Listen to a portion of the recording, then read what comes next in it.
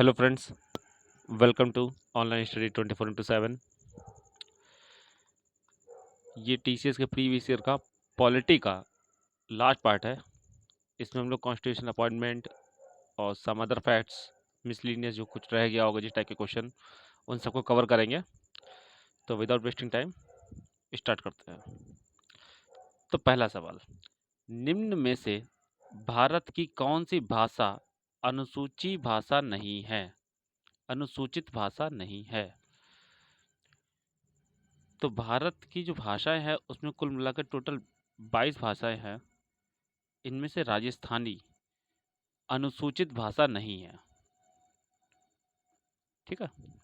Next question, राष्ट्रवादी Congress party, जिसको हम लोग एनसीपी कहते हैं, नेशनलिस्ट कांग्रेस पार्टी, का गठन किस वर्ष किया गया था? तो इसका गठन किया गया था 1999 में। इसके जो चेयरमैन हैं वो हैं शरद पवार जी, शरद पवार। और आपको एनसीपी मैक्सिमम आपको मिलेगी महाराष्ट्र में। शरद पवार इसके अध्यक्ष, ध्यान रखिएगा। नेक्स्ट क्वेश्चन, इनमें से किस राज्य में द्विसदनीय विधानमंडल है? द्विसदनीय विधानमंडल का मतलब है इसमें लेजिस्लेटिव असेंबली और लेजिस्लेटिव काउंसिल दोनों ही होती है, उन्हें कहते हैं द्विसदनीय विधानमंडल। तो ऑप्शन देखते हैं, पंजाब, गोवा, बिहार, सिक्किम। तो यह है बिहार में। अच्छा, इसके अलावा कौन कौन से राज्यों में है? आंध्र प्रदेश में है, यूपी में है, तेलंगाना में है, कर्नाटक में है, महाराष्ट्र में है, जम्मू कश्मीर में है। ये कुल मिला के 7 राज्यों में है। बिहार, आंध्र प्रदेश, तेलंगाना, जम्मू कश्मीर, कर्नाटक, महाराष्ट्र, यूपी। नेक्स्ट क्वेश्चन, भारत के पहले राष्ट्रीय सुरक्षा सलाहकार कौन थे? तो भारत के पहले राष्ट्रीय सुरक्षा सलाहकार, जिनको हम एनएसए भी कहते हैं, ये थे ब्रजेश मिश्रा। ब्रजेश मिश्रा।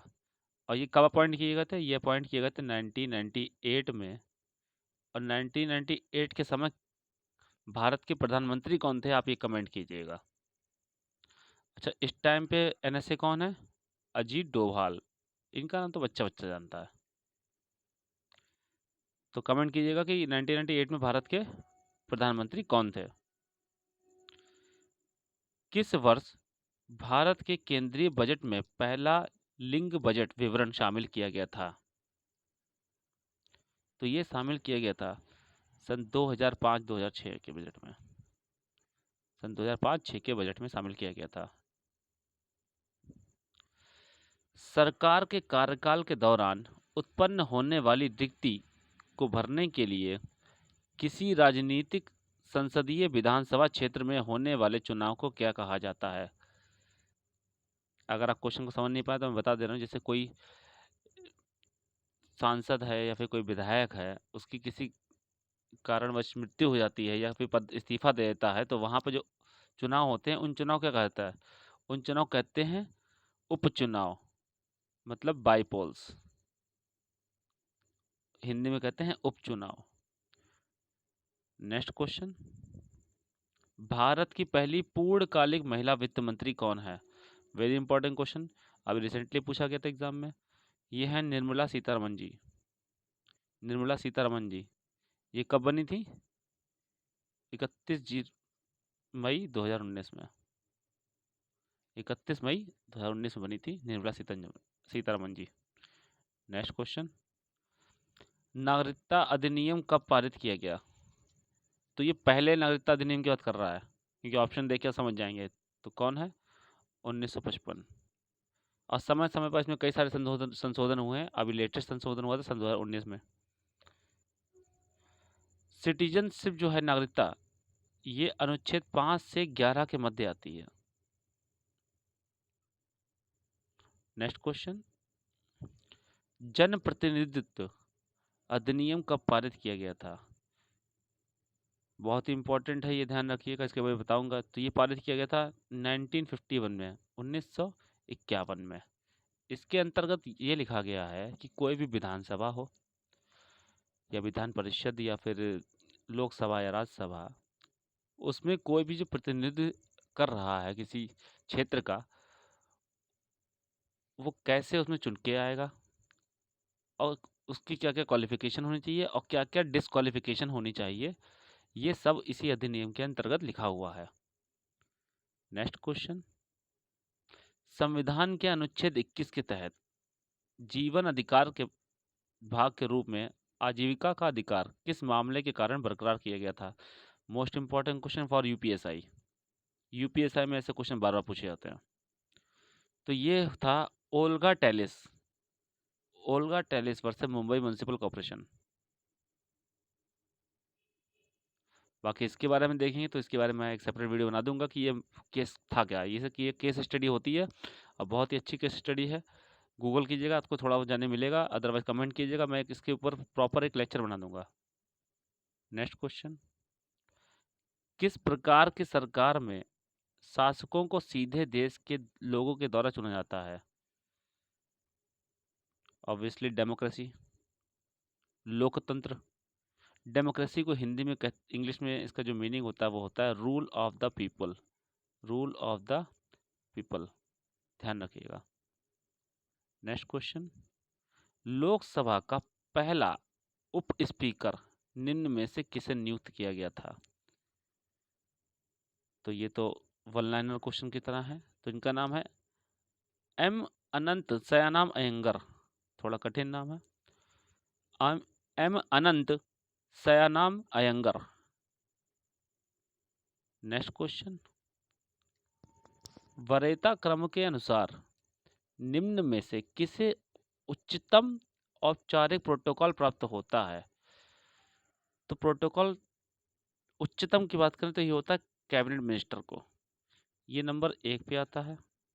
अब भारत नंबर 2 पे आते हैं, नंबर 3 पे जज आएंगे और नंबर 4 पर डिप्यूटी चेयरमैन और राज्यसभा। ठीक है, तो ऑप्शन से भी ध्यान रखिएगा, हो सकता है जो नंबर 1 पे हो आपके ऑप्शन में ना हो एग्जाम के किसी क्वेश्चन में। ठीक है, नेक्स्ट क्वेश्चन, रामविलास पासवान किस दल के नेता थे? इनका हाल ही में निधन हो गया और कोई भी पार्टी सत्ता में रही हो, चाहे यूपीए या एनडीए, ये केंद्रीय मंत्री हमेशा रहे क्योंकि बहुत ही अच्छे आदमी थे। तो इनकी पार्टी का नाम था लोक जनशक्ति पार्टी और ये पार्टी बिलोंग करती है बिहार को।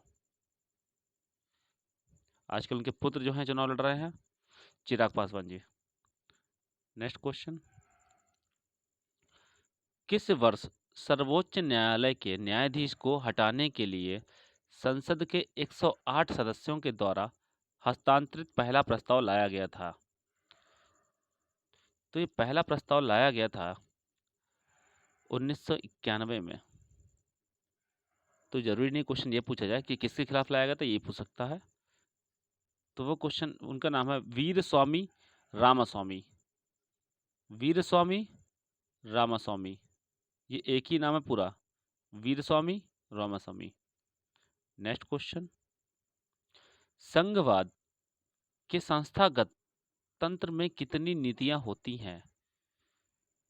तो संघवाद में, फेडरलिज्म में 2 ही नीतियां होती हैं, एक होती है रीजनल लेवल, दूसरा नेशनल लेवल, रीजनल और नेशनल। नेक्स्ट क्वेश्चन, जनवरी 2020 तक राज्यसभा में सर्वाधिक प्रतिनिधि किस राज्य के हैं? ये तो मेरे लिए तो इजी है क्योंकि मैं बिलोंग करता हूँ क्षेत्र को। उत्तर प्रदेश, कितनी है? 31। अगला सवाल, फरवरी 2020 तक लोकसभा में उत्तर प्रदेश में कितने सदस्य थे? तो लोकसभा में 80 सदस्य थे, नहीं हैं भी आज के टाइम भी। देखिए, अगर ना तो याद रहे तो जहाँ की जनसंख्या अधिक होगी वहाँ पे लोकसभा राज्यसभा की सीट ज़्यादा होंगी। तो उत्तर प्रदेश की जनसंख्या बहुत ही ह्यूज है।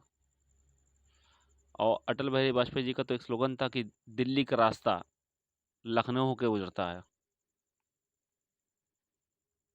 इसका अर्थ है कि दिल्ली अगर आपको केंद्र सरकार में बनानी है तो आपको यूपी जाना पड़ेगा। निम्न में से किस राज्य में लोकसभा के सर्वाधिक प्रतिनिधि हैं? तो जनसंख्या दृष्टि से देख लीजिए, फिर आंसर आ जाएगा उत्तर प्रदेश। 80 सीटें हैं लोकसभा की, अभी देखा था हमने। नेक्स्ट क्वेश्चन, राजस्थान में कितने लोकसभा सदस्य हैं? तो राजस्थान में 25 लोकसभा सदस्य हैं। यहाँ 25 सीटों पर इलेक्शन होता है। नेक्स्ट क्वेश्चन, भारत के मुख्य न्यायाधीश की नियुक्ति कौन करता है? तो इसका आंसर तो हमको सबको पता है, प्रेसिडेंट ऑफ इंडिया। लेकिन सारे ऑप्शन में प्रेसिडेंट ऑफ इंडिया 3 में तो दिया हुआ है। पहला, president of India is consultation with senior जज of the supreme court and high court, कि भारत के राष्ट्रपति जो सुप्रीम कोर्ट और हाई कोर्ट के जो सीनियर जज हैं उनसे परामर्श लेते हैं। B option, president of India is consultation with senior जज ऑफ सुप्रीम कोर्ट, भारत के राष्ट्रपति सुप्रीम कोर्ट के सीनियर जज से परामर्श लेते हैं।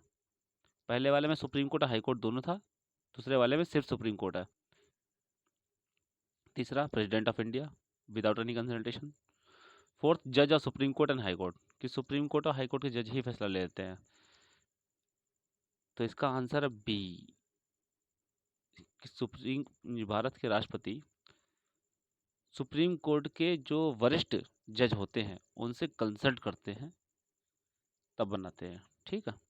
नेक्स्ट क्वेश्चन, बांग्लादेश कब से कब तक पाकिस्तान का भाग था?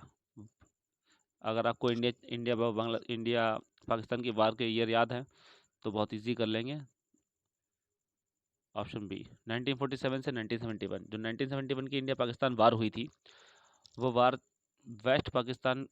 ईस्ट पाकिस्तान को आज़ाद कराने के लिए हुई थी, समझ लीजिए। अब ईस्ट पाकिस्तान को मतलब बांग्लादेश आज का, इसीलिए हम लोग कहते हैं उसे, वो उस टाइम पे ईस्ट बांग्ला था, विदाउट विभाजन से पहले वो ईस्ट बांग्ला था और वेस्ट बांग्ला था। तो ईस्ट बांग्ला चला गया पाकिस्तान में, तो वेस्ट बांग्लादेश रह गया इंडिया में। 1975 में कौन सी रात को इंदिरा गांधी ने राष्ट्रपति फखरुद्दीन अली अहमद से आपातकाल लागू करने की सिफारिश की थी? तो ये सिफारिश की है 25 जून की रात। 25 जून की रात। और ये ख़त्म कब हुआ था? 21 मार्च 1971 को ये इमरजेंसी ख़त्म हुई थी। सॉरी, कुछ 71 नहीं 77 होगा यहाँ पर। कुछ ईयर का डाउट आ रहा है मुझे, तो ईयर ये छोड़ दीजिए, ईयर चेक कर लीजिएगा, ये कुछ डाउट आ रहा है मुझे, इशू हो रहा है। नेक्स्ट क्वेश्चन, मैंडमस रिट का अर्थ क्या है? मैंडमस का अर्थ होता है वी कमांड, हम आज्ञा देते हैं, हम आज्ञा देते हैं। और इसी के साथ पॉलिटी के टीसीएस के प्रीवियस ईयर क्वेश्चन हमारे समाप्त होते हैं। जैसे कोई एग्ज़ाम होता जाएगा टीसीएस का, उसके सभी प्रश्न फिर से लेके दोबारा आएंगे, जो नए क्वेश्चन होंगे। अब एक नया टॉपिक स्टार्ट करेंगे टीसीएस के प्रीवियस ईयर क्वेश्चन का, तो जुड़े रहें आप सब लोग। धन्यवाद।